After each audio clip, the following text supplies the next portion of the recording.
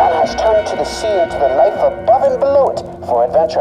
Not content with surface thrills, man also invades the depths equipped with a diving hat, weight boots, dive suit, endless courage and curiosity as he moves into this airless fluid world. Join us as we explore the depths on this episode of Diving into the Past. Hello and welcome to this episode of Diving into the Past, presented by HDS sponsor company, Kirby Morgan Dive Systems. In this episode, we're going to visit this copper and brass helmet made by Bob Kirby, which Bev Morgan considered the pinnacle of air helmet design. In prior episodes, we have featured Kirby-designed recirculator helmets, and I've often referred to the shape of the bonnet as an inverted garlic clove. This garlic clove shape is much easier to see when looking at these Kirby air helmets. Bev called Kirby the best metal bender I have ever seen, and noted that he felt that it was practically impossible to make a better air helmet than the final design that Kirby had made. Historians generally agree that the design of the helmet which launched the trade of the commercial diver was produced by Augustus Siebe in England in 1840. This air helmet that Bob Kirby designed appeared around about 1964, 125 years after Augustus Siebe's design. To start this episode, we're going to examine the changes that occurred over that 125-year period from 1840 to 1964. We're going to do this by comparing an Augustus Siebe helmet designed in 1840 with this Bob Kirby helmet designed in 1964. Many of these changes were introduced before Bob built this helmet, but he included some of them and added a few of his own. And so to examine some of these changes, we are going to compare an original Augustus Siebe helmet of the 1840 design with this Bob Kirby helmet. In this first series of photos, we will show a comparison of the two helmets from the front, back, right side and left side. It is clear that overall the Kirby design is significantly smaller than the Augustus Siebe design. In this second series of photos, we will note some of the differences in the bonnets. In this front view, we can see that the Kirby bonnet has a fourth port, or as it's called, a top light. The four viewing ports are made of plexiglass and are threaded so they can be screwed into the circular brass port frame. The Siebe helmet uses glass view ports, which are convex, and they are sealed into the brass port frames by a compound. These port frames on the Siebe helmet are far more complex. The brass frame has four outer protective bars. The inner section of the frame has 6 small threaded bolts attached to it. These pass through corresponding holes drilled around the port opening. Once all 6 bolts are in place, they are tightened to the inner surface of the bonnet shell with nuts. If a port glass breaks on the Augustus Siebe helmet, it is a much more intensive process to replace it. If the viewport on the Kirby is damaged, it can be unscrewed and replaced very swiftly.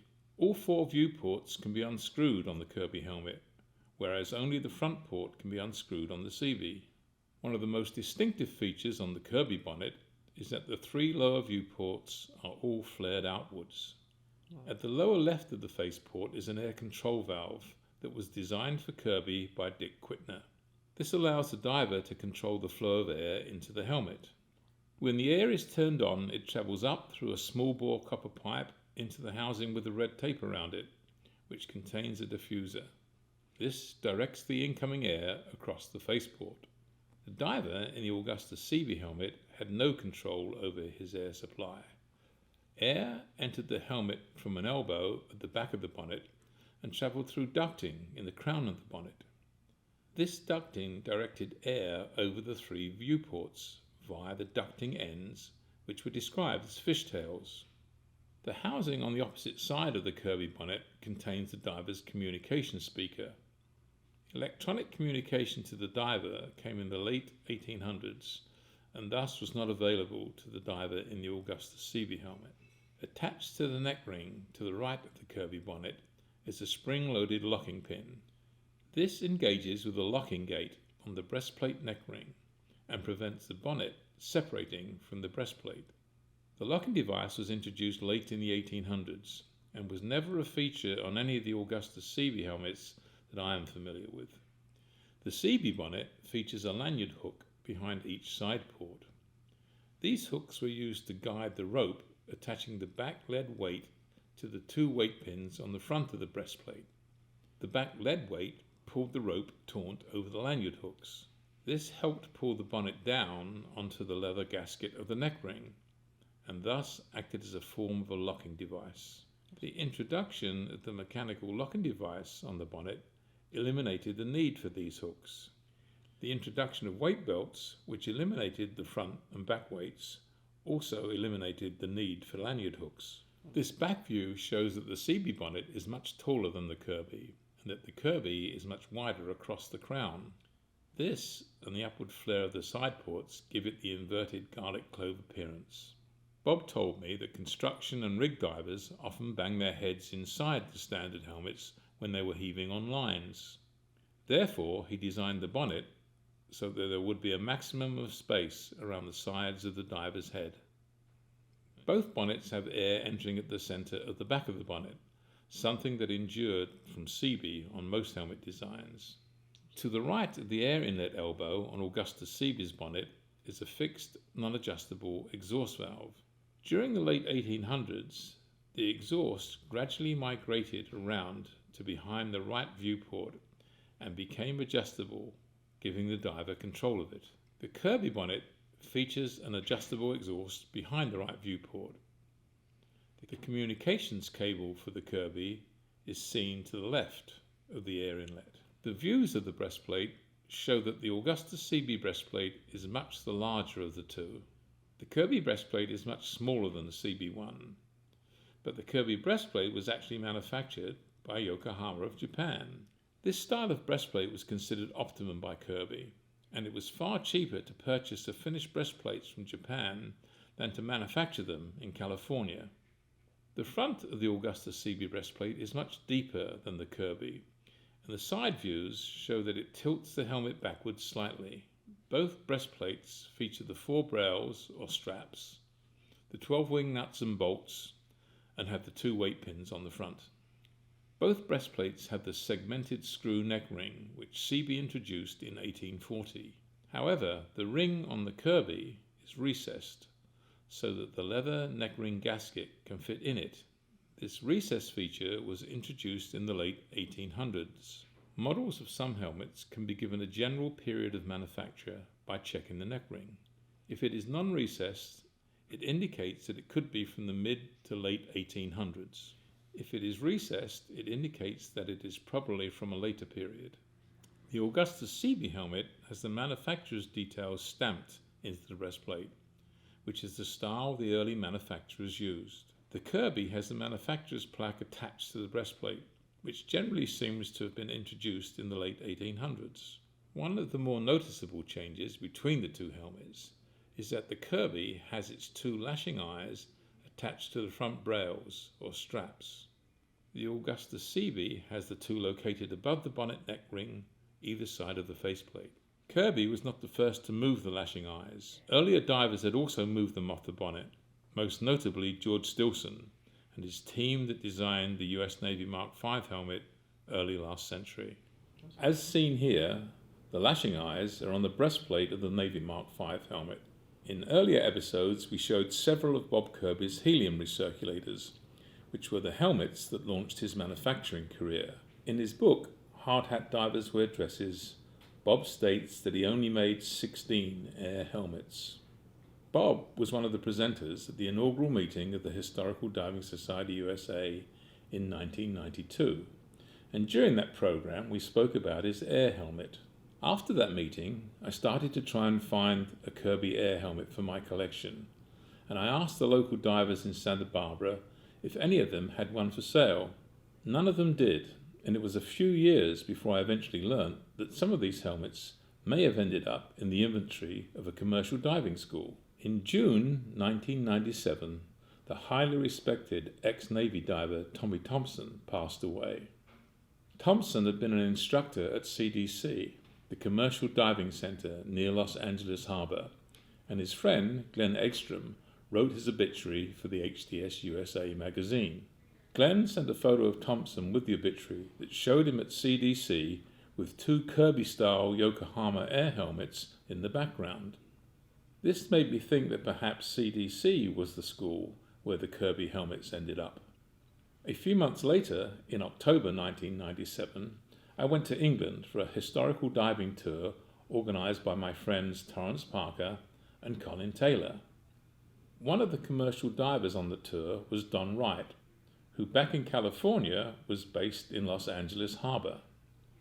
Don had a lengthy career in commercial diving, was a union representative, well connected in the diving industry, and his working hat was the Kirby-designed Yokohama air helmet. During a conversation about diving gear, Don mentioned that he had acquired some of the older helmets from CDC, who were now using only modern lightweight swim gear helmets. Don told me that some of them were Kirby air helmets and invited me to visit him when we got back to California and to see them. The visit to Don's base in Los Angeles Harbor was a lot more than I anticipated. It was more like a trip into an Aladdin's cave. His unit was packed with classic motorcycles in various stages of repair. Harley Davidsons, Triumphs, Indians, Ariels, and others. An E-type Jaguar sat ready for action, and amongst the various pieces of machinery and the tools were different pumps, telephones, dresses, boots, weight belts, underwater cameras, diving masks, and diving helmets. A hoard of equipment from a lengthy professional career. Helmets from Desco, Kirby Morgan, Morse, General Aquadyne, and his own Yokohama helmet, and Bob Kirby air helmets. Don took me on a guided tour and showed me many things I had never seen before. It truly was an Aladdin's cave. Over a period of time, Don gradually sold different helmets to me, and these photos show some of them grouped after they arrived at my home. I separated the Kirby air helmets and photographed them. Then I called Bob Kirby to tell him I had finally found some of his air helmets. A few days after the call, I drove them down to Santa Barbara Maritime Museum to show Bob, and I took a couple of photographs of him with them. Bob only made 16 of these helmets, and once he partnered with Bev Morgan, his career moved on to the lightweight fiberglass masks and helmets that were the future. But there was still a great demand for his style of traditional copper and brass air helmet, and that demand was met when he and Bev licensed Yokohama of Japan to manufacture the helmet. Yokohama then supplied the Kirby Morgan company with these Japanese-built air helmets, and Kirby Morgan attached their own manufacturer's plaque to the breastplate, as seen here. Yokohama manufactured the Kirby-designed air helmet from 1966 through to the early 1990s, and made a lot more of them than Bob's 16, certainly hundreds of them, and maybe even more. The Yokohama we show here is Don Wright's personal diving helmet, which he used in the latter part of his career.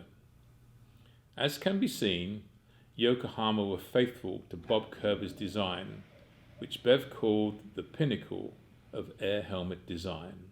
These Yokohamas, with the Kirby design inverted garlic clove bonnet shape, are historically the end of a 125-year line of traditional copper and brass helmets that Augusta Siebe introduced way back in 1840.